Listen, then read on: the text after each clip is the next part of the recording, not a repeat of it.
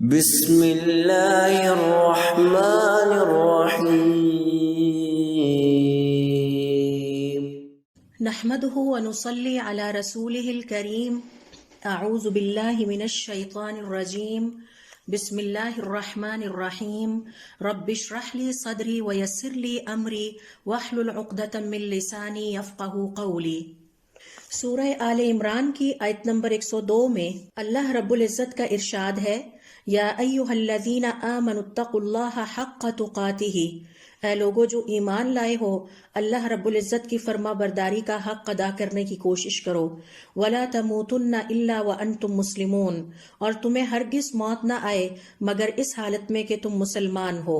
پھر دیکھیے سورۃ الاحزاب کی آیت نمبر 70 سے 71 میں اللہ رب العزت نے ایک دفعہ پھر ہمیں یہی نصیحت کی ہے، یا ایھا الذین آمنوا اتقوا اللہ وقولوا قولا سدیدا، اے لوگو جو ایمان لائے ہو اللہ رب العزت کی فرما برداری کا راستہ اختیار کرو اور ہمیشہ سیدھی صاف ستھری بات کیا کرو. یصلح لکم اعمالکم،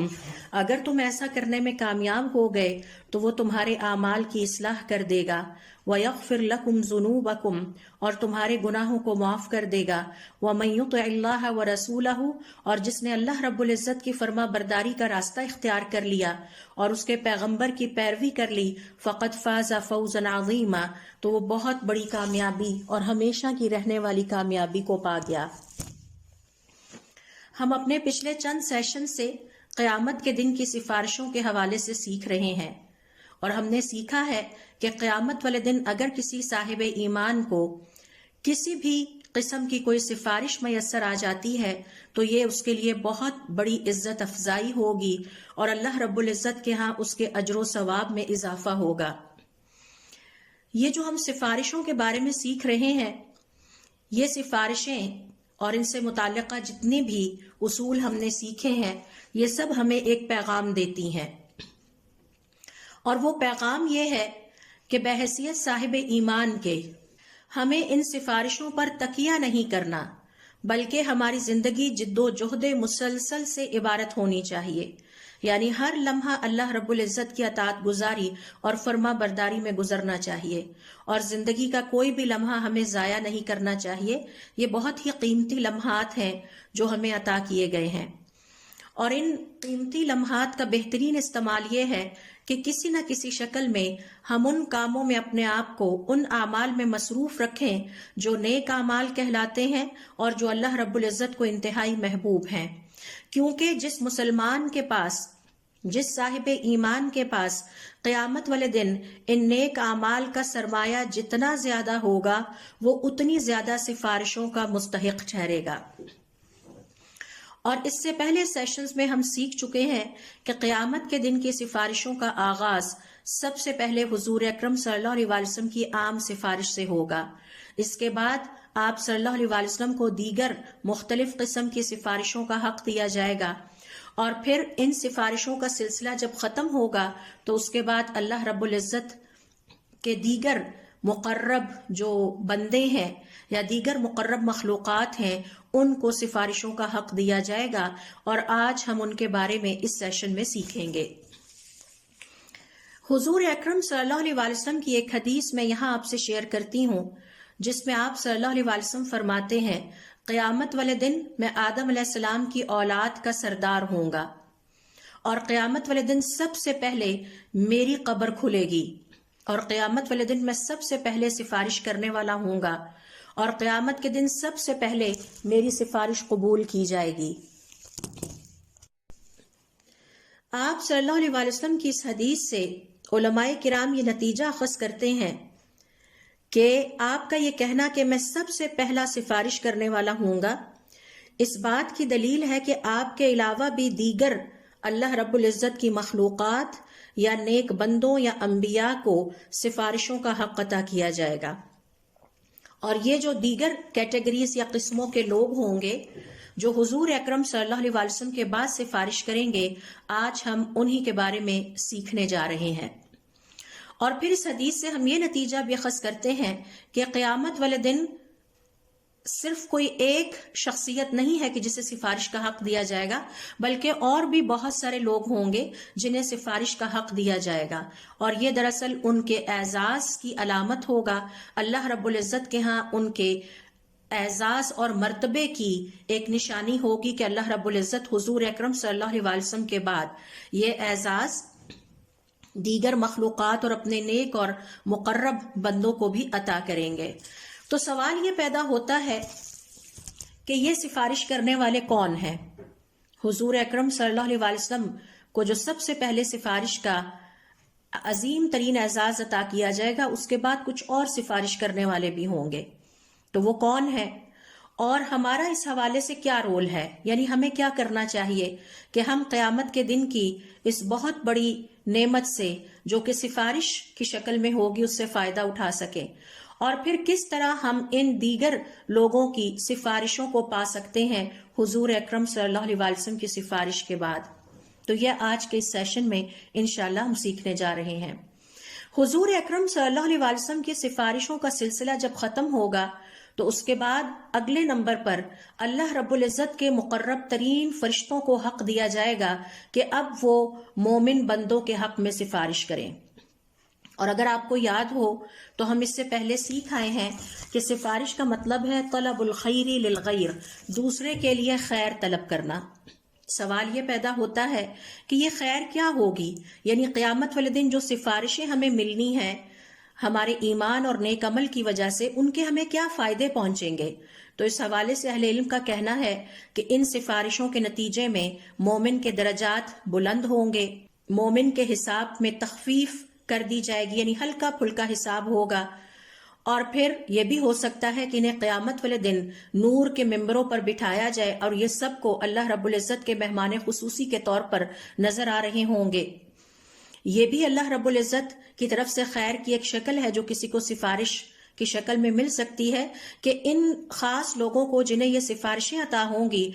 اللہ رب العزت کے عرش کے سائے میں رکھا جائے گا، جس کے نتیجے میں یہ قیامت کے دن کی مشقتوں اور تکلیفوں سے بچ جائیں گے۔ اس کے علاوہ بھی دیگر ایسے بہت سارے انعامات ہیں جو اللہ تعالیٰ نے اپنے مومن بندوں کے لیے آخرت کی زندگی میں رکھے ہیں۔ تو ان سفارشوں کے نتیجے میں ہمیں وہ انعامات بھی مل سکتے ہیں۔ تو ہم بات کر رہے تھے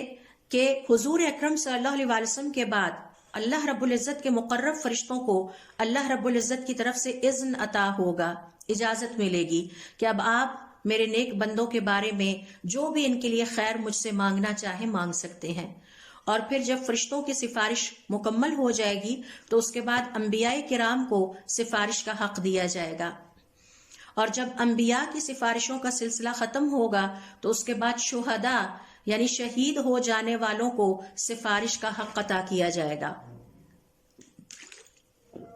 اور پھر جب شہداء یعنی شہید ہو جانے والوں کی سفارشوں کا سلسلہ ختم ہوگا تو اس کے بعد نیک مومن بندوں کو بھی سفارش کا حق دیا جائے گا، اور پھر اس کے بعد مومنوں کے بچوں کو سفارش کا حق دیا جائے گا کہ وہ اپنے والدین کے لیے اللہ رب العزت سے جو خیر طلب کرنا چاہیں وہ کر سکتے ہیں۔ اور پھر ہم دیکھیں گے سب سے آخر میں کہ بعض ایسے نیک اعمال ہوں گے جن کے کرنے والوں کے لیے وہ نیک اعمال قیامت والے دن سفارش کریں گے۔ تو سب سے پہلے ہم بات کرتے ہیں فرشتوں کی سفارش کے حوالے سے۔ یہ مومن کا اعزاز ہے اور اللہ رب العزت کی طرف سے مومن کی عزت افزائی ہے کہ اللہ رب العزت نے اپنے مقرب ترین فرشتوں کی یہ ذمہ داری لگا رکھی ہے، یہ ڈیوٹی لگا رکھی ہے کہ وہ میرے ان مومن بندوں کے لیے استغفار طلب کریں جنہوں نے دنیا کی زندگی میں اللہ رب العزت کی نافرمانیوں سے توبہ کر کے اپنی اصلاح کر لی ہے۔ تو شرط کیا ہے؟ توبہ کرنے والے مومن کہ جو اللہ رب العزت کی نافرمانی کے راستے کو چھوڑ کر اب اللہ رب العزت کی فرما برداری کے راستے پر آ گئے ہیں۔ اور اس کی دلیل کیا ہے؟ دیکھیے سورہ غافر کی آیت نمبر 7 سے 9 جس میں اللہ رب العزت کا ارشاد ہے الذین یحملون العرش ومن حولہ، اللہ رب العزت کے وہ فرشتے جنہوں نے اللہ رب العزت کے عرش کو اٹھا رکھا ہے اور اس کے ارد گرد ہیں. یسبحون بحمد ربہم، یہ اپنی زبانوں سے اللہ رب العزت کی حمد کے ساتھ تسبیح بیان کر رہے ہیں. وَيُؤْمِنُونَ بِهِ، اور اللہ رب العزت پر ایمان لائے ہوئے ہیں. وَيَسْتَغْفِرُونَ، اور ان کی اگلی کوالٹی کیا بیان کی کہ یہ مغفرت طلب کرتے ہیں، اے اللہ تعالیٰ بخش دے. تو یہ سفارش ہے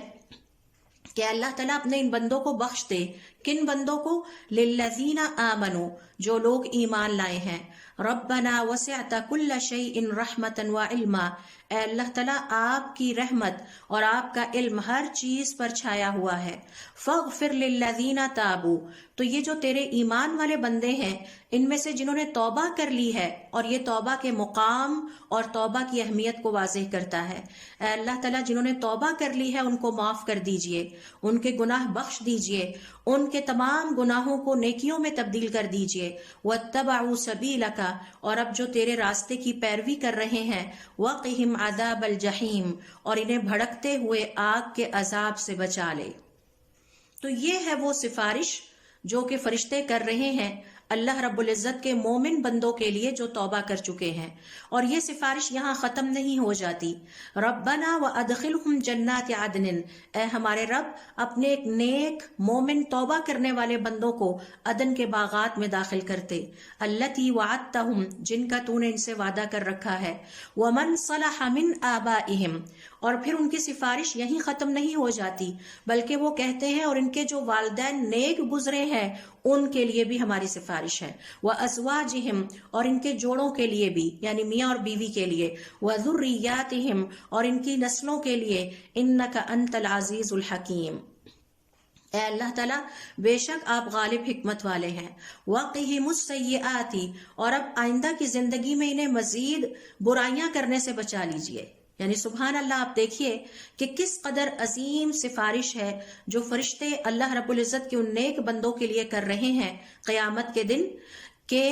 جو توبہ کر چکے ہیں. اے اللہ تعالیٰ انہیں برائیوں سے بھی بچا لیجئے. وَمَن تَقِ السَّيِّئَاتِ يَوْمَئِذٍ، اور جو آپ کی دی ہوئی توفیق سے اپنے آپ کو برائیوں سے یعنی برے اعمال کرنے سے بچا گیا. فَقَدْ رَحِمْتَهُ، تو وہی دراصل تیری رحمت کو پا گیا. وَذَلِكَ هُوَ الْفَوْزُ الْعَظِيمُ، اور یہی وہ فوز العظیم یعنی عظیم کامیابی ہے جو کسی خوش قسمت صاحب ایمان کو جس نے توبہ کر کے اپنی اصلاح کر لی ہو اسے میسر آ جائے.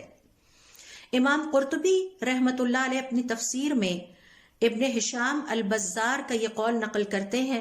کہتے ہیں کہ میں نے سلیم ابن عیسیٰ پر اس آیت کی تلاوت کی، اور جب میں اس آیت کو پڑھتے ہوئے پہنچا وَيَسْتَغْفِرُونَ لِلَّذِينَ آمَنُوا، اور یہ فرشتے اللہ رب العزت کی اجازت سے مغفرت طلب کرتے ہیں یعنی خیر طلب کر رہے ہیں ان بندوں کے لیے جو ایمان لائے، تو میں نے دیکھا کہ وہ رو پڑے. میں نے کہا اے خلف، آپ کیوں رو پڑے ہیں؟ میں نے ان سے پوچھا ہشام سے کہ آپ کیوں رو پڑے ہیں؟ انہوں نے کہا ایک مومن کی اللہ رب العزت کے ہاں کتنی عزت ہے کہ وہ اپنے بستر پر سو رہا ہوتا ہے اور اس کے درجات بلند ہو رہے ہوتے ہیں کیونکہ اللہ رب العزت کے فرشتے اس کے لیے مغفرت یعنی خیر طلب کر رہے ہوتے ہیں. تو یہ ہے دراصل ایمان اور عمل صالح کے فائدے کہ مسلمان اللہ رب العزت پر جب ایمان لے آتا ہے اور اپنے آپ کو نیک اعمال میں لگا لیتا ہے، برے اعمال میں نہیں، تو اس کے نتیجے میں وہ اپنے بستر پر سو بھی رہا ہو تو اس کے درجات بلند ہو رہے ہوتے ہیں. کیوں بلند ہو رہے ہوتے ہیں؟ کیونکہ اللہ رب العزت کے فرشتے اللہ کے حکم سے اس کے لیے خیر کی دعائیں کر رہے ہوتے ہیں. حقیقت بات یہ ہے اگر ہمیں ایمان کا صرف یہی ایک فائدہ سمجھ میں آ جائے تو ہم کبھی بھی اپنی زندگی میں عمل صالح کے علاوہ کسی اور عمل میں اپنے آپ کو مصروف نہ کریں. عقل مند انسان وہ ہے جو اپنی زندگی کے ہر لمحے میں عمل صالح کرنے میں لگا رہتا ہے اور اپنے آپ کو برے اعمال سے بچا کر رکھتا ہے، کیونکہ عمل صالح کرنے والے کو اللہ رب العزت کی طرف سے یہ اعزاز میسر ہے کہ جب وہ آرام بھی کر رہا ہوتا ہے تو اس کے درجات بلند ہو رہے ہوتے ہیں کیونکہ اللہ رب العزت کے فرشتے اس کے لیے سفارش کر رہے ہوتے ہیں اور قیامت والے دن بھی اس کے لیے سفارش کریں گے. حضور اکرم صلی اللہ علیہ وسلم کی احادیث سے کچھ ایسے نیک اعمال کا پتہ چلتا ہے کہ جن کے کرنے والوں کے لیے اللہ کے فرشتے خاص طور پر سفارش کرتے ہیں اور کریں گے، یعنی دنیا میں بھی ان کے لیے کرتے ہیں دعائیں اور خیر طلب کرتے ہیں اللہ تعالیٰ سے، اور قیامت والے دن بھی ان کے لیے سفارش کریں گے اور اللہ تعالیٰ سے ان کے لیے مزید خیر طلب کریں گے. اور آپ صلی اللہ علیہ وسلم کی احادیث کے مطابق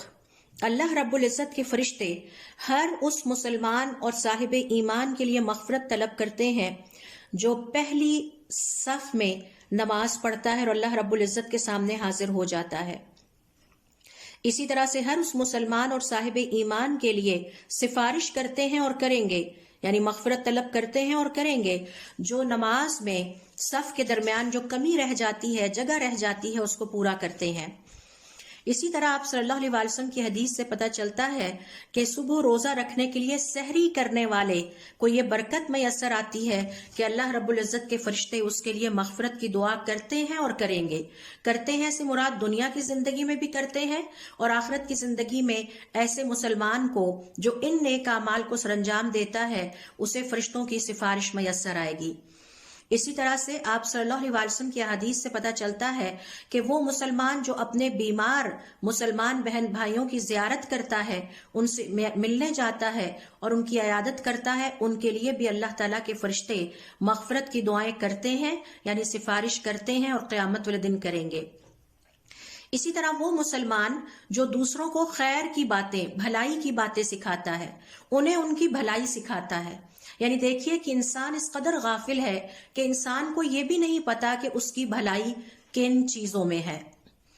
اسی طرح سے آپ صلی اللہ علیہ وسلم کی حدیث سے ہمیں یہ بھی پتا چلتا ہے کہ وہ مسلمان یا صاحب ایمان جو نماز پڑھنے کے بعد فوری جائے نماز سمیٹ کر چل نہیں پڑتے بلکہ اپنے جائے نماز پر نماز کے بعد بھی بیٹھے رہتے ہیں اور اللہ رب العزت کا ذکر کرتے رہتے ہیں اور توبہ اور استغفار کرتے رہتے ہیں، ان کے ساتھ اللہ رب العزت کے فرشتے اتنی دیر تک بیٹھے رہتے ہیں جب تک وہ اپنا جائے نماز لپیٹ کر چل نہیں پڑتے اور ان کے لیے مغفرت طلب کرتے رہتے ہیں۔ یہی وجہ ہے کہ آپ صلی اللہ علیہ وسلم نے اپنی احادیث میں ہمیں یہ سکھایا ہے کہ نماز ادا کرنے کے بعد اپنی جگہ کو فوراً چھوڑا نہ جائے، کیونکہ اس وقت اللہ رب العزت کے فرشتے ہمارے ساتھ بیٹھ کر ہمارے لیے سفارش کر رہے ہوتے ہیں، یعنی مغفرت کی دعا کر رہے ہوتے ہیں، اور جب ہم جائے نماز لپیٹ کر چل پڑتے ہیں تو وہ بھی اٹھ کر اپنی جگہ سے چل پڑتے ہیں۔ تو اپنے آپ کو فرشتوں کی سفارش سے اور ان کی مغفرت کی دعاؤں سے محروم نہ کریں، اور یہ عمل صالح ہے، نیک عمل ہے۔ نماز پڑھنے کے بعد فوراً اٹھ کے غیبت چغلی میں لگ جانا، دوسروں کو ستانے میں لگ جانا، یہ کوئی عقل مندی تو نہیں ہے۔ عقل مندی یہ ہے کہ اپنے وقت کو زیادہ تر ان کاموں میں صرف کیا جائے جو اللہ رب العزت کو پسند ہے۔ اسی طرح سے آپ صلی اللہ علیہ وسلم کی حدیث سے پتہ چلتا ہے کہ جو مسلمان کثرت کے ساتھ حضور اکرم صلی اللہ علیہ وسلم پر درود بھیجتے ہیں ان کو بھی قیامت والے دن اللہ رب العزت کی فرشتوں کی سفارشیں میسر آئیں گی اور دنیا کی زندگی میں بھی انہیں یہ سفارشیں میسر آئیں گی۔ اللہ رب العزت کی رحمت کا اندازہ اس بات سے لگائیے کہ اللہ رب العزت نے قیامت والے دن اپنے مومن اور فرما بردار بندوں کو ایک اور اعزاز یہ عطا کیا ہے کہ فرشتوں کی یہ ذمہ داری لگائی ہے، یہ ڈیوٹی لگائی ہے کہ وہ ان مسلمانوں کے حق میں سفارش کریں جو جہنم میں ڈال دیے گئے ہیں، یعنی وہ مسلمان جو جہنم میں ڈال دیے گئے ہیں ان کے لیے سفارش کریں تاکہ انہیں جہنم کے آگ سے نجات عطا کی جا سکے۔ اور یہ ہمارے لیے بہت بڑی پریشانی کی بات ہے۔ اس کا مطلب ہے کہ بعض مسلمان ہونے کے باوجود جہنم میں جائیں گے اور اس کی آگ کے عذاب کو پائیں گے۔ ابو سعید الخدری رضی اللہ تعالیٰ عنہ کہتے ہیں کہ حضور اکرم صلی اللہ علیہ وسلم نے فرمایا فَيَقُولُ اللَّهُ عَزَّ وَجَلَّ، پھر اللہ رب العزت فرمائیں گے شفاعت الملائکۃ، فرشتوں نے بھی اپنی سفارشیں کر لیں، وشفع النبیون، اس کے بعد انبیاء کی سفارشیں بھی گزر گئی ہیں، وشفع المؤمنون، اور اب مومنوں کی سفارشیں بھی گزر گئی ہیں، ولم يبق الا ارحم الراحمین، اب صرف ارحم الراحمین کی ذات رہ گئی ہے، یعنی اللہ رب العزت کا مطلب یہ ہوگا کہ اب صرف میں رہ گیا ہوں۔ فَيَقْبِضُ قَبْضَةً مِّنَ النَّارِ، پھر اللہ تعالیٰ اپنی مٹھی آگ میں ڈالیں گے اور مٹھی میں جتنے مسلمان آئیں گے ان سب کو وہاں سے نکال لیں گے۔ تو اس حدیث سے پتہ چلتا ہے کہ فرشتے بھی قیامت والے دن سفارش کریں گے اور انہیں حکم دیا جائے گا، وہ اللہ رب العزت کی اجازت سے ان مسلمانوں کے لیے سفارش کریں گے جو جہنم کی آگ کا लुक़मा बन चुके हैं। तो ये बहुत परेशानी की बात है। हमें यहाँ पर रुककर ये वजह समझनी होगी कि मुसलमान जहन्नुम में क्यों डाले जाएंगे। मुसलमान जहन्नुम में इसलिए डाले जा सकते हैं, नंबर 1,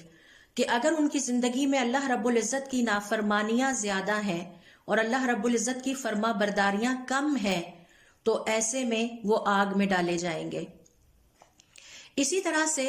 हर तौहीद परस्त कलमा गो मुसलमान जिसने अपनी जिंदगी में हुकूकुल इबाद के हवाले से कोताही और लापरवाही का मुजाहरा किया है, वो भी जहन्नुम में जाएगा। मिसाल के तौर पर अगर कोई शख्स अपने घर वालों के लिए कमा कर नहीं लाता, उनकी जरूरियात पूरी नहीं करता, इसी तरह से घर वाले अगर आपस में एक दूसरे को सताते हैं, एक दूसरे को अजियत देते हैं, एक दूसरे को दुख पहुंचाते हैं, एक दूसरे की गीबत करते हैं, एक दूसरे की चुगली करते हैं, जहां बैठते हैं अपने घर वालों को बाहर बदनाम करते हैं, तो ये वो सारी कमजोरियां हैं और कोताहियां हैं कि जिसके नतीजे में मुसलमान कलमा गो होने के बावजूद, तौहीद परस्त होने के बावजूद कि उसने अपनी जिंदगी में शिर्क नहीं किया था, लेकिन गीबत की होगी और गीबत कबीरा गुनाह है, चुगली खाई होगी, आपस में रिश्तेदारों को, बहन भाइयों को लड़ाया होगा, माँ और बेटे में जुदाई डाली होगी, बहन भाइयों में जुदाई डाली होगी, इस तरह के ये जितने भी काम हैं, इसके नतीजे में वो क़यामत वाले दिन दोज़ख में जरूर जाएगा। तो ऐसे मुसलमानों के लिए जो किसी भी वजह से दोज़ख में जाएंगे, अल्लाह रब्बुल इज़्ज़त अपने मुक़र्रब फरिश्तों को हुक्म देंगे कि अब उनके लिए आप सिफारिश कर सकते हैं कि उन्हें आग से निकाला जाए। इस हदीस से हमें यह भी पता चलता है कि हमें अल्लाह रब्बुल इज़्ज़त के इन फरिश्तों से मोहब्बत रखनी चाहिए और इन पर ईमान लाना चाहिए, क्योंकि ये हमारे भलाई के लिए हर लम्हे दुआ कर रहे हैं। हम सो रहे होते हैं, ये उस वक्त भी हमारे लिए दुआ कर रहे होते हैं। तो इन फरिश्तों पर ईमान भी लाना वाजिब है और फिर इनसे मोहब्बत करना भी वाजिब है, हमारा फर्ज है, और फिर इन फरिश्तों की इज्जत करना भी हमारा फर्ज है। और इस इज्जत का तकाजा यह है कि इन फरिश्तों को सताया ना जाए, इन्हें तंगी या दुख या तकलीफ ना पहुंचाई जाए। सवाल ये पैदा होता है कि इन फरिश्तों को दुख कैसे पहुंच सकता है और हम कैसे इंसान या मुसलमान इनको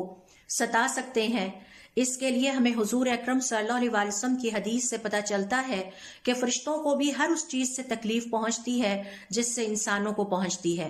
आप सल्लल्लाहु अलैहि वसल्लम अपनी एक हदीस में फरमाते हैं, हर वो जगह या हर वो जिस्म जहां से नागवार गंदी बू आती हो। मिसाल के तौर पर अगर आपके घर में गंदे बिस्तर हैं और घर से गंदी बू आ रही है, या घर में लोग नहाते नहीं हैं, गुस्ल नहीं करते और उनसे बू आती है, या ये कि आपके जो फर्नीचर पड़ा है वो बदबूदार हो चुका है, या आपके गंदे बर्तन पड़े हुए हैं, या घर में गंदे डस्टबिन पड़े हुए हैं, या बच्चों के डायपर्स घर के अंदर रह गए हैं, या कूड़ा जो है वो घर के अंदर पड़ा रह गया है। यही वजह है कि हमारी शरीयत हमें सिखाती है कि कूड़े को रात को बाहर रख के सोएं, वो घर के अंदर नहीं रहना चाहिए। तो किसी भी किस्म की अगर गंदगी घर के अंदर मौजूद है, चाहे वो पर्दों में है, चाहे वो किसी के जिस्म में से बू उठ रही है, चाहे घर के किसी कोने किनारे से वो बू उठती है, वो बिस्तरों में पाई जाती है, ये सब चीजें अल्लाह रब्बुल इज़्ज़त के फरिश्तों को इस तरह की गंदगी और इस तरह की बेतरतीबी और बिखरा हुआ घर और इस तरह की गंदी बू फरिश्तों को अजियत पहुंचाती है, फरिश्तों को सताने के मुतरादिफ है। तो जरा तसव्वुर कीजिए कि जो मुसलमान दुनिया की जिंदगी में गंदगी से फरिश्तों को सताता रहा होगा, वो क़यामत वाले दिन कैसे उनकी सिफारिश को पा सकता है और दुनिया की जिंदगी में कैसे उनकी दुआओं को पा सकता है। यही वजह है कि फरिश्ते उस घर में दाखिल नहीं होते जिस घर में गंदी बू होती है। और ये गंदी बू बिस्तर से भी आ सकती है, किचन से भी आ सकती है, डस्टबिन या कूड़ेदान से भी आ सकती है, या घर वालों की अपनी जाती गंदगी से भी आ सकती है, जो गुस्ल नहीं करते, जो साफ सुथरे नहीं रहते। तो मुसलमान की तो सबसे पहली पहचान ये है कि मुसलमान खुद भी साफ सुथरा होता है, उसका माहौल भी साफ सुथरा होता है। ये कैसे हो सकता है कि मुसलमानों के घर से बू आए, और वो कैसा मुसलमान है कि जिसकी गली से बू आए या जिसकी गली में गंदगी बिखरी रहे। इसी तरह हुजूर अकरम सल्लल्लाहु अलैहि वसल्लम की हदीस से पता चलता है कि हर वो जगह जहां पर चीते की खाल पाई जाए या ऐसे जानवरों की खालें जो खाने में हराम है, उनकी खालें पाई जाए, اور اس حوالے سے میں تھوڑی سی یہاں آپ کے لیے وضاحت کر دوں گی۔ ملیح ابن اسامہ اپنے والد سے روایت کرتے ہیں کہ حضور اکرم صلی اللہ علیہ وسلم نے ہمیں منع کیا کہ ہم درندوں کی کھالوں کو استعمال نہ کریں۔ اسے احمد نے بیان کیا ہے، ابو داؤد نے، نسائی نے اور ترمذی نے ان الفاظ کا اضافہ کیا ہے کہ یہاں پر درندوں کی کھالوں کو بچھانے سے روکا گیا تھا۔ بعض اوقات آپ دیکھتے ہیں کہ کسی کے گھر میں چلے جائیں تو ڈرائنگ روم میں درندوں کی کھالیں یا چیتوں کی کھالیں جو ہے وہ ڈیکوریشن پیس کے طور پر استعمال کی جاتی ہیں یا کونے میں بچھائی جاتی ہیں، تو یہ منع ہے۔ ہر وہ جانور جس کا گوشت کھانا منع ہے، اس کی کھال کا کسی بھی شکل میں جلد کا استعمال منع ہے۔ معاویہ ابن سفیان کہتے ہیں کہ میں نے حضور اکرم صلی اللہ علیہ وسلم کے چند صحابہ کرام سے دریافت کیا، کیا تم جانتے ہو کہ حضور اکرم صلی اللہ علیہ وسلم نے چیتوں کی کھال کے استعمال سے منع کیا ہے اور یہ کہ ان پر بیٹھا جائے یا اٹھا جائے؟ تو انہوں نے کہا ہاں۔ مقدام ابن معدی کرب کہتے ہیں کہ میں نے معاویہ سے کہا، میں تمہیں ایک بات پوچھنا چاہتا ہوں، کیا تم جانتے ہو کہ حضور اکرم صلی اللہ علیہ وسلم نے درندوں کی کھالوں کے استعمال سے اور ان پر بیٹھنے سے یا انہیں کارپٹ یا نیچے بچھا کر ان پر چلنے پھرنے سے روکا ہے؟ تو انہوں نے کہا ہاں۔ مقدام ابن معدی کرب کہتے ہیں کہ آپ صلی اللہ علیہ وسلم نے ہمیں ریشم کے استعمال سے، سونے کے استعمال سے اور چیتوں کی کھالوں کے استعمال سے، کسی بھی شکل میں ان کے استعمال سے روکا ہے، انہیں بچھانے سے، انہیں پہننے سے یا ان کو ڈیکوریشن پیس کے طور پر لٹکانے سے۔ حضرت ابو ہریرہ رضی اللہ تعالیٰ عنہ کہتے ہیں کہ آپ صلی اللہ علیہ وسلم نے فرمایا، فرشتے ایسی مجلس میں نہیں بیٹھتے جہاں چیتے کی کھال ہو۔ تو ان تمام احادیث کو جو میں نے آپ کے سامنے رکھی ہیں، اس سے یہ وضاحت ہوتی ہے کہ فرشتوں کو اذیت پہنچانے کی ایک شکل یہ ہے کہ ہمارے گھر کے اندر کسی بھی حرام جانور سے مراد یہ ہے کہ جس کا گوشت کھانا حرام ہے، اس کی کھال کا کسی بھی شکل میں استعمال کیا جائے۔ تو اس حوالے سے اہل علم کا یہ کہنا ہے کہ ہمارا دین ہمیں یہ سکھاتا ہے کہ جس جانور کا گوشت کھانا حلال نہیں، اس کی جلد یا کھال کا استعمال کرنا بھی حلال نہیں ہے، باوجود اس کے کہ اس کو پروسیس سے گزار کے استعمال کیا جائے۔ اور اس کی وجہ یہ ہے، ہمیں اس لیے روکا گیا ہے کہ شاید یہ تکبر کا مظاہرہ ہے، یا شاید یہ اجمیوں کی عادت تھی، نان مسلمز کی یہ ہیبٹس تھی اور ہمیں اس سے روکا گیا ہے۔ پھر اس کا یہ بھی وجہ ہو سکتی ہے کہ ان جانوروں کو خواہ مخواہ ان کی کھال کے حصول کے لیے، جلد کے حصول کے لیے ذبح کر دینا اسلام میں کوئی پسندیدہ چیز نہیں ہے۔ کسی بھی جانور کو کسی پروڈکٹیو مقصد کے لیے ذبح تو کیا جا سکتا ہے، لیکن ایسے ہی نمود و نمائش کے لیے اور تکبر کے اظہار کے لیے ذبح کر دینا یہ کوئی پسندیدہ نہیں ہے۔ پھر یہ عیش پرستی کے زمرے میں بھی آتا ہے، یعنی ان کی کھالوں کو لٹکانا، ان جانوروں کی کھالوں کو استعمال کرنا ڈیکوریشن پیس کے طور پر یا کارپٹ کے طور پر، ان پر بیٹھنا یا ان کا لباس بنانا، یہ سب تکبر اور عیش پرستی کے زمرے میں بھی آتا ہے، اور مسلمان کی زندگی میں عیش پرستی کی کوئی گنجائش نہیں ہے۔ تو یہ میں آپ سے شیئر کر رہی تھی کہ ہمیں وہ تمام کام سمجھنے ہوں گے کہ جو اللہ رب العزت کے فرشتوں کو اذیت پہنچانے یا ستانے کے مترادف ہیں۔ تو سب سے پہلے میں نے آپ سے ذکر کیا گندی بدبودار کوئی بھی چیز، انسان یا جگہ۔ دوسرے نمبر پر چیتے کی کھال، اور چیتے کی کھال اس لیے کہ ہر وہ جانور جس کا گوشت کھانا حرام ہے، درندے خاص طور پر، ان کی کھال کا استعمال بھی مسلمان کے لیے جائز نہیں ہے۔ تیسرے نمبر پر گھنٹی کی آواز، کیونکہ یہ یہود و نصارہ کی گھنٹی سے مشابہت رکھتا ہے۔ اسی طرح سے گھروں کے اندر بتوں کا پایا جانا، جیسے میں نے آج کل کچھ ویڈیوز میں دیکھا ہے کہ متحدہ عرب امارات میں ہندو بتوں کو اپنے گھروں میں سجایا جانے لگا ہے، یا سٹیچوز کو سجایا جانے لگا ہے۔ گھروں کے اندر سٹیچوز رکھنا یہ بھی اللہ رب العزت کے فرشتوں کو اذیت دینے، تکلیف دینے کے مترادف ہے، اور یہ بات حدیث میں آئی ہے کہ ایسے گھر میں اللہ رب العزت کی رحمت کے فرشتے داخل ہی نہیں ہوتے جہاں بو والے انسان ہو یا بو والی چیزیں ہوں یا گھر کے اندر کسی قسم کی ناگوار بو آتی ہو، وہاں فرشتے داخل ہی نہیں ہوتے۔ یا چیتے کی کھال یا درندوں کی کھالوں کا استعمال کیا جائے، یا گھنٹیوں کا استعمال کیا جائے، یا اندر بت یا سٹیچوز رکھے جائیں ڈیکوریشن پیس کے طور پر، یا گھر کے اندر کتے رکھے جائیں۔ اگر سیکیورٹی کے پرپس سے گیٹ پہ ہیں یا صحن میں ہیں تو یہ ایک الگ بات ہے، لیکن گھر کے اندر پیٹ اینیمل کے طور پر کتوں کا رکھا جانا یہ بھی ہماری شریعت میں ناپسندیدہ ترین ہے. اور اگر کوئی مسلمان ایسا کرتا ہے تو گویا وہ اپنے آپ کو فرشتوں کی سفارش اور فرشتوں کی محبت سے محروم کر رہا ہے، بلکہ وہ فرشتوں کو اذیت پہنچانے اور ستانے والا مسلمان ہے. اسی طرح سے جو اگلا عمل ہے وہ یہ ہے کہ نماز میں دائیں طرف تھوکنا، یہ بھی ناپسندیدہ ہے اور فرشتوں کو تکلیف پہنچانے کے مترادف ہے، اور یہ انسانوں کو تکلیف پہنچانے کے بھی مترادف ہے. دوسروں کے سامنے تھوک دینا، کھلی جگہوں پر تھوک دینا، راستوں میں تھوک دینا، یہ سب وہ گندی حرکتیں ہیں کہ جس سے نہ صرف انسانوں کو اذیت پہنچتی ہے بلکہ اللہ کے فرشتوں کو بھی اس سے ستایا جاتا ہے.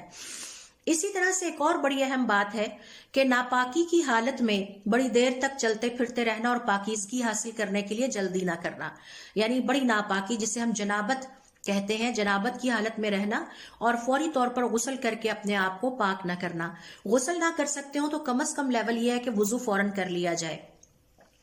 اسی طرح سے جس شخص نے زعفران کی خوشبو لگا رکھی ہو، کیونکہ عربوں کے ہاں یہ خوشبو خواتین کے لیے مخصوص تھی، تو جب مرد لگاتے ہیں تو اس سے خواتین کی طرح کی مشابہت پیدا ہوتی ہے، اور ہماری شریعت میں اس بات کو پسند نہیں کیا گیا کہ مرد اور عورت آپس میں ایک دوسرے کی مشابہت اختیار کریں، لہٰذا یہ خوشبو صرف خواتین ہی کو لگانی چاہیے. اور اگر مرد ایسا کرتے ہیں، مسلمان مرد، تو اس کا مطلب ہے کہ وہ فرشتوں کو ستا رہے ہیں، اذیت پہنچا رہے ہیں. اسی طرح سے کافر کی میت بھی اگر کسی جگہ پڑی ہوئی ہے تو فرشتے اس کے قریب نہیں جاتے، نہ ایسی جگہ پر جاتے ہیں. اس کی وجہ کیا ہے؟ اس کی وجہ اہل علم کا یہ کہنا ہے کیونکہ کافر کے اس جسم کی پرورش ساری زندگی حرام پر ہوئی ہے، اور اس نے خوب شراب پیا ہے، اور اس نے خوب حرام گوشت کھایا ہے، حتیٰ کہ خنزیر کا گوشت کھایا ہے، اور اللہ رب العزت کی نافرمانیوں پر اپنے جسم کی ساری زندگی پرورش کی ہے. لہٰذا کسی جگہ پر اگر کافر کی میت بھی پڑی رہے یا پڑی ہو تو ایسی جگہ پر اللہ رب العزت کے جو رحمت کے فرشتے ہیں، سفارش کرنے والے فرشتے ہیں اور دعا کرنے والے فرشتے ہیں، وہ نہیں جاتے. لہٰذا وہ مسلمان جو ہر وقت اللہ رب العزت کو خوش کرنے میں لگا رہتا ہے اور اللہ رب العزت کی خوشنودی حاصل کرنے کی جد و جہد میں لگا رہتا ہے، اس کے لیے ضروری ہے کہ وہ اللہ رب العزت کے فرشتوں پر ایمان لائے، ان کا دوست بننے کی کوشش کرے، اور جو چیزیں اللہ رب العزت کے فرشتوں کو ناپسند ہیں ان سے دور رہے، اور اللہ رب العزت کے فرشتوں کا احترام کرے اور ان کے لیے اپنے دل میں محبت رکھے. اور اس محبت کا تقاضا یہ ہے ہر اس کام سے بچے جس سے فرشتوں کو تکلیف پہنچتی ہے. یہاں یہ بات بھی یاد رکھنا ہوگی کہ فرشتوں کو سب سے زیادہ جس چیز سے تکلیف پہنچتی ہے وہ گناہ اور نافرمانیاں ہیں. جس وقت ہم غیبت کر رہے ہیں تو یاد کر لیجئے کہ آپ اللہ رب العزت کے فرشتوں کو اذیت پہنچا رہے ہیں اور انہیں ستا رہے ہیں. اس وقت آپ ان کی دعائیں نہیں کما رہے. جس وقت ایک مسلمان جھوٹ بولتا ہے تو وہ اللہ رب العزت کے فرشتوں کو ستا رہا ہوتا ہے، انہیں اذیت دے رہا ہوتا ہے. تو کچھ گناہ ایسے ہیں کہ جس کی وجہ سے اللہ کے فرشتے اس وقت مسلمان کو چھوڑ کر بھاگ جاتے ہیں اور اس سے نفرت کرتے ہیں، اور کچھ گناہ ایسے ہیں جو اتنے سخت ہیں کہ اللہ کے فرشتے ایسے گناہ کرنے والے پر لعنت بھیجنے لگتے ہیں. اور اس بات کا احتمال موجود ہے کہ فرشتے کبھی بھی قیامت والے دن نہ دنیا کی زندگی میں ایسے انسان یا مسلمان کے لیے سفارش نہیں کریں گے، نہ مغفرت نہ خیر اللہ رب العزت سے طلب کریں گے جو دنیا کی زندگی میں انہیں ستاتا رہا یا جس پر وہ دنیا کی زندگی میں لعنت بھیجتے رہے، یا کوئی ایسا مسلمان کہ جو گناہ ہی کرتا اس دنیا سے چلا گیا اور اس نے گناہوں سے توبہ کر کے اپنی اصلاح کرنے کی کوشش نہیں کی. تو آئیے ذرا جلدی سے سیکھنے کی کوشش کرتے ہیں کہ وہ کون سے گناہ ہیں جن کے نتیجے میں اللہ رب العزت کے فرشتے لعنت کرنے لگتے ہیں کسی بھی مسلمان پر. اس میں حضور اکرم صلی اللہ علیہ وسلم کی حدیث سے پتہ چلتا ہے سب سے پہلے نمبر پر وہ خاتون کہ جو اپنے شوہر کی خواہش کو پورا نہیں کرتی، وہ مسلمان جو اپنے مسلمان بہن بھائی کو ڈرانے کے لیے اس پر لوہے کی کوئی چیز اٹھائے، یعنی چھری اٹھا کے اس کو اشارہ کرے، یا تلوار یا نیزہ یا کوئی ایسی چیز جس سے اس کا مسلمان بہن بھائی خوف زدہ ہو جائے. اور وہ انسان جو حضور اکرم صلی اللہ علیہ وسلم کے صحابہ کرام کو برا بھلا کہے،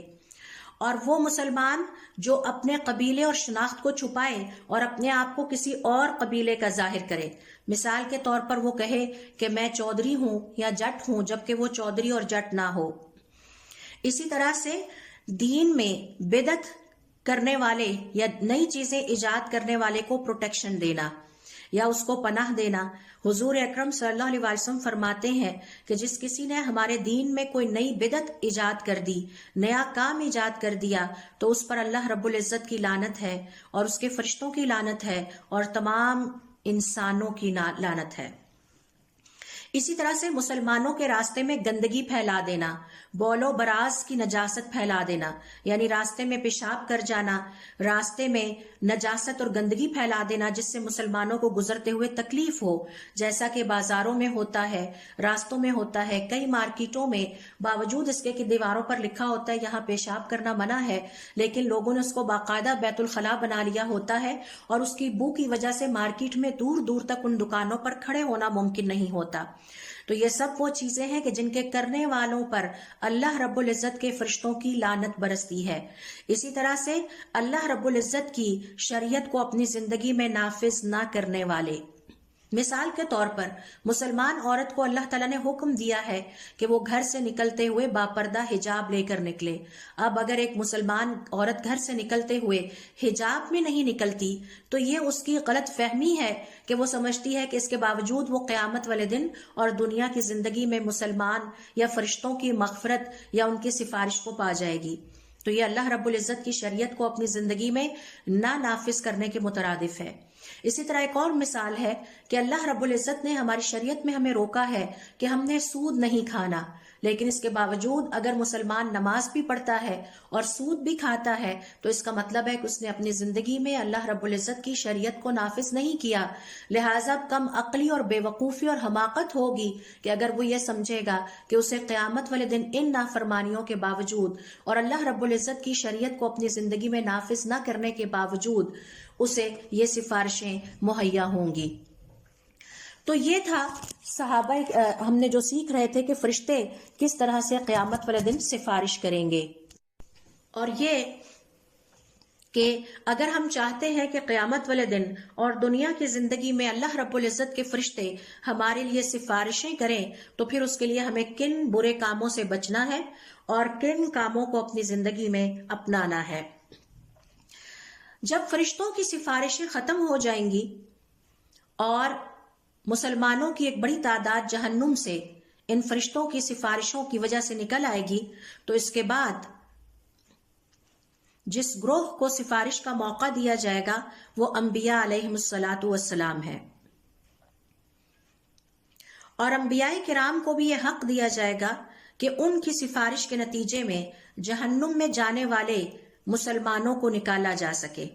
لیکن سوال یہ پیدا ہوتا ہے کہ کیا یہ انبیاء صرف اپنے پیروکاروں کے لیے سفارش کریں گے؟ اور اگر ہم اس بات کو مان لیں تو اس کا مطلب ہے کہ انبیاء کی سفارش سے ہم مسلمانوں کو تو کوئی فائدہ نہیں پہنچے گا. ایسا نہیں ہے. یہ اللہ رب العزت کا فضل ہے اپنے مومن بندوں پر کہ انبیاء کرام کو قیامت والے دن یہ حق دیا جائے گا کہ وہ ہر اس مسلمان، ہر اس انسان کے لیے سفارش کر سکتے ہیں جو دنیا کی زندگی میں اللہ رب العزت کی توحید کا اقرار کیا کرتا تھا، خواہ اس کا تعلق کسی بھی نبی سے ہو. یعنی ہم یہ نہ سمجھیں کہ حضرت موسیٰ علیہ السلام کو جو سفارش کا حق دیا جائے گا وہ صرف ان کی امت کے لیے ہوگا. ایسا نہیں ہے، بلکہ ہر پیغمبر کو یہ حق دیا جائے گا تمام امتوں میں سے ان تمام مسلمانوں کے لیے وہ سفارش کر سکتے ہیں، اللہ رب العزت سے خیر طلب کر سکتے ہیں کہ جو دنیا کی زندگی میں توحید پر قائم تھے. اس کی وجہ یہ ہے کہ ہم مسلمان الحمدللہ تمام انبیاء پر ایمان رکھتے ہیں. حضرت آدم علیہ السلام سے لے کر حضور اکرم صلی اللہ علیہ وسلم تک جتنے بھی انبیاء آئے ہیں ہم ان سب پر ایمان رکھتے ہیں، اگرچہ ان کی شریعتوں میں تھوڑا بہت اختلاف بھی تھا. اور پھر اس کی وجہ یہ بھی ہے کہ تمام انبیاء کو اپنی قوم کی طرف توحید کا پیغام تو دے کر بھیجا گیا تھا. تو تو یہ ایک مشترک ایک تو وجوہات ہیں جس کی وجہ سے ہم امید رکھتے ہیں کہ ہم مسلمان بھی ان انبیاء کی سفارشوں کے قیامت والے دن مستحق ٹھہریں گے۔ اسی طرح سے اگر ہم اس بات کو مان لیں کہ تمام انبیاء قیامت والے دن صرف اپنی امت کے لیے سفارش کریں گے، تو ہمیں آپ صلی اللہ علیہ وسلم کی حدیث سے پتہ چلتا ہے کہ قیامت والے دن بعض انبیاء آئیں گے تو ان کے ساتھ صرف ان کے 1 یا 2 امتی ہوں گے، اور کچھ کے ساتھ ایک چھوٹی جماعت ہوگی، اور کچھ انبیاء کے ساتھ کوئی امتی نہیں ہوگا۔ ابن عباس رضی اللہ تعالیٰ عنہما کہتے ہیں حضور اکرم صلی اللہ علیہ وسلم نے ہمیں کہا مجھ پر ساری امتیں پیش کی گئیں، تو میں نے دیکھا کہ کوئی پیغمبر اپنے ایک امتی کے ساتھ آ رہا ہے، یعنی ساری دنیا کی دعوت اور تبلیغ کے باوجود اس کا صرف ایک ہی امتی یا ایک ہی پیروکار نکلا، اور کچھ پیغمبروں کے ساتھ صرف 2 ہی امتی تھے، اور کچھ کے ساتھ چھوٹے گروہ تھے، اور کچھ ایسے پیغمبر بھی تھے جن کا کوئی امتی کوئی پیروکار نہیں تھا۔ تو ظاہر ہے کہ یہ جو انبیاء جن کا کوئی پیروکار نہیں تھا، انہیں سفارش کے حق سے محروم نہیں کیا جائے گا، بلکہ انہیں حق دیا جائے گا کہ یہ جہنم کی آگ میں سے جتنے بھی توحید پرست گزرے ہیں کسی بھی امت میں، حتیٰ کہ مسلمان جماعت میں جو کہ حضور اکرم صلی اللہ علیہ وسلم کی امتی ہے، ان کو ایک حق دے دیا جائے گا کہ آپ اتنے افراد کو سفارش کے ذریعے سے نکال سکتے ہیں۔ اب یہ تھی کچھ تفصیلات جو کہ ہمیں انبیاء کی سفارشوں کے حوالے سے ملتی ہیں۔ انبیاء کی سفارشوں کا جب سلسلہ ختم ہوگا، اور آپ اس سے اندازہ لگائیے کہ یہ دن کتنا طویل ہوگا، تو اس کے بعد اب اگلے گروہ کی سفارشوں کا سلسلہ شروع ہو جائے گا، اور وہ ہے شہید۔ اس حوالے سے مقدام ابن مادی قرب رضی اللہ تعالیٰ عنہ کہتے ہیں کہ حضور اکرم صلی اللہ علیہ وسلم نے فرمایا شہید کو اللہ رب العزت کے ہاں 6 خاص اعزاز سے نوازا جاتا ہے۔ پہلی ہی دفعہ میں اس کی مغفرت اور بخشش کر دی جاتی ہے، اسے وہیں انتقال کے وقت جنت میں اس کا ٹھکانہ دکھا دیا جاتا ہے۔ نمبر 3 اسے قبر کے عذاب سے بچا لیا جاتا ہے۔ نمبر 4 قیامت والے دن جو بڑی گھبراہٹ ہوگی جس میں سب گھبرا جائیں گے اور پریشان ہو جائیں گے، وہ اس سے بچا لیا جاتا ہے، وہ اس گھبراہٹ میں مبتلا نہیں کیا جائے گا۔ اور پھر اگلا اعزاز اسے یہ دیا جاتا ہے کہ اس کے سر پر وقار کا تاج رکھا جائے گا، جس کا ایک یاقوت اس دنیا میں اندر جو کچھ بھی پایا جاتا ہے اس سب سے بہتر ہے۔ اور پھر آخری اعزاز یہ ہوگا کہ یا 5واں اعزاز یہ ہوگا کہ اسے 72 حوروں سے شادی کا اختیار دیا جائے گا۔ اور پھر آخری 6واں اعزاز یہ ہوگا کہ اسے اپنے 70 رشتہ داروں کی سفارش کا حق دیا جائے گا، وہ اپنے 70 توحید پرست رشتہ داروں کو بچا سکے گا۔ اب سوال یہ پیدا ہوتا ہے کہ آپ صلی اللہ علیہ وسلم کی احادیث کے مطابق ڈوب کر مرنے والا بھی شہید ہے، جس کے اوپر بلڈنگ گر جائے وہ بھی شہید ہے، جو آگ میں جل کے مر جائے وہ بھی شہید ہے، اور جو پیٹ کی تکلیف میں مبتلا ہو کے مرتا ہے وہ بھی شہید ہے، اور جو وبا یا طاعون کے کسی مرض میں مرتا ہے وہ بھی شہید ہے۔ تو کیا ان شہداء کو بھی یہ سب اعزاز حاصل ہوں گے؟ اس حوالے سے علماء کرام کا اختلاف ہے، لیکن مسلمان ہونے کے ناطے ہمیں اپنے دل میں یہ خواہش ضرور رکھنی چاہیے اور اللہ تعالیٰ سے یہ دعا ضرور کرنی چاہیے کہ اللہ رب العزت ہمیں بھی شہادت کا رتبہ عطا فرمائے۔ کیا ہمارا دل نہیں چاہتا کہ ہم بھی اتنے عظیم انعامات سے نوازے جائیں جن کا ذکر حضور اکرم صلی اللہ علیہ وسلم نے اپنی اس حدیث میں کیا ہے؟ کیا ہمارا دل نہیں چاہتا کہ ہم قیامت والے دن نہ صرف اپنے آپ کو بچا لیں بلکہ اپنے 70 قریبی رشتہ داروں کو بچا لیں؟ ذرا تصور کیجئے قیامت کا دن ہو اور ہمیں 70 افراد کے بچانے کا اختیار دے دیا جائے، تو کیا میری نظر میری اولاد پر نہیں پڑے گی؟ کیا میری نظر اپنے بہن بھائیوں پر نہیں پڑے گی؟ کیا میری نظر اپنے والدین پر نہیں پڑے گی؟ اپنے دوست احباب اس لمحے میں مجھے یاد نہیں آئیں گے؟ بہترین مسلمان وہ ہے جو دوسروں کو فائدہ پہنچاتا ہے۔ تو قیامت والے دن بھی ہمیں کوشش کرنی چاہیے اس دنیا کی زندگی میں ہم اتنے نیک عمل کر جائیں کہ نہ صرف اپنے آپ کو بچانے کے قابل ہو سکیں بلکہ اپنی اولاد کو بچانے کے قابل بھی ہو سکیں، اپنے بہن بھائیوں کو بچانے کے قابل بھی ہو سکیں، اپنے والدین، دوست احباب، رشتہ داروں 70 افراد کو اپنے ساتھ آگ سے نکال کر جنت میں لے جانے کے قابل ہو سکیں۔ اگر اتنا بڑا اعزاز ہمیں میسر آ جائے تو ہمیں اور کیا چاہیے۔ یہی وجہ ہے کہ ہمارے صالحین شہادت پر خوش ہوا کرتے تھے، اس کے لیے دعائیں کیا کرتے تھے اور آپس میں ایک دوسرے پر سبقت لے جانے کی کوشش کرتے تاکہ وہ شہید ہو جائے۔ اور جب کسی گھر میں کوئی شہید ہو جاتا تو وہ آپس میں ایک دوسرے کو اس پر مبارکباد دیا کرتے تھے۔ وہیں جہاد کی سرزمین، مارکے کی سرزمین پر کھڑے ہو کر ایک دوسرے کو مبارکباد دیا کرتے تھے۔ انس ابن مالک رضی اللہ تعالی عنہ کہتے ہیں کہ حضور اکرم صلی اللہ علیہ وسلم نے فرمایا، جس کسی نے سچے دل سے اللہ رب العزت سے شہادت عطا کی، اللہ تعالیٰ اسے وہ سب کچھ عطا کر دیں گے خواہ اسے شہادت نہ بھی ملے، یعنی اس کی اپنے بستر پر موت آئے، اس کے باوجود اس کی سچی نیت کی وجہ سے اللہ تعالیٰ اسے قیامت والے دن یہ سارے 6 اعزاز اسی طرح عطا کریں گے جیسے شہید ہونے والے کو عطا کرتے ہیں۔ سہل ابن حنیف رضی اللہ تعالیٰ عنہ کہتے ہیں کہ حضور اکرم صلی اللہ علیہ وسلم نے فرمایا، جس کسی نے سچے دل سے اللہ رب العزت سے شہادت طلب کی، اللہ تعالیٰ قیامت والے دن اسے شہداء والا مقام، مرتبہ اور عزت عطا کریں گے، خواہ دنیا کی زندگی میں اس کا انتقال اپنے بستر پر ہی کیوں نہ ہوا ہو۔ تو اللہ رب العزت سے سچے دل سے شہادت طلب کیجئے، بار بار طلب کیجئے۔ ہمیں نہیں پتا کہ ہمیں موت کس حال میں آنی ہے، لیکن یہ ضرور ہمیں پتا ہے کہ اگر ہم سچے دل سے اللہ رب العزت سے شہادت طلب کریں گے تو ہمیں جو 6 اعزاز قیامت والے دن ملیں گے ان میں سے ایک یہ ہے کہ ہم اپنے 70 پیاروں کو بچانے کے قابل ہو سکیں گے۔ اللہ رب العزت سے ہمیں دعا کرنی چاہیے کہ اللہ تعالی ہمیں دین کو سیکھنے کی توفیق عطا فرمائے۔ یہ بات یاد رکھیے، جہالت ہمارے دشمنوں میں سے ایک ہے۔ اگر ہمارے پاس دین کا علم نہیں ہوگا تو آپ اندازہ لگا لیجئے کہ ہم اپنی آخرت کی بہترین تیاری کیسے کر سکتے ہیں۔ تو اللہ رب العزت ہمیں ہمت عطا فرمائے کہ ہم اپنے دین کا علم حاصل کریں اور اس کے لیے وقت نکالیں، اور پھر ہم جو کچھ سیکھیں اس پر عمل کریں، اور اللہ رب العزت ہمیں توفیق عطا کریں کہ ہم موت سے پہلے موت کی تیاری کر سکیں۔ سبحانک اللہم و بحمدک، اشہد ان لا الہ الا انت، استغفرک و اتوب الیک۔